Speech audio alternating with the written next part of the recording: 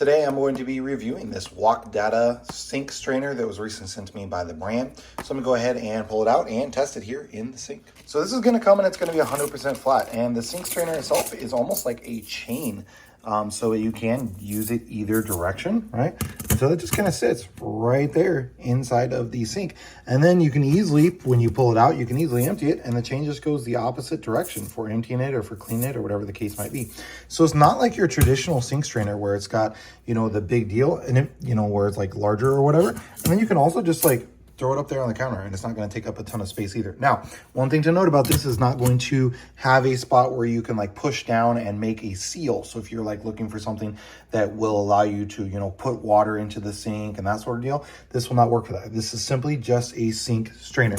But I love the cool little chain design that's going to be on there, so that makes it where it's a lot easier to clean out rather than, you know, it collecting a whole bunch of random stuff. Now, because of that chain design, it's also going to allow a good amount of things through that maybe other strainers might not. So for example, this is going to be a more traditional sink strainer, right? So you've got these small holes here and then the bigger holes are on the outside.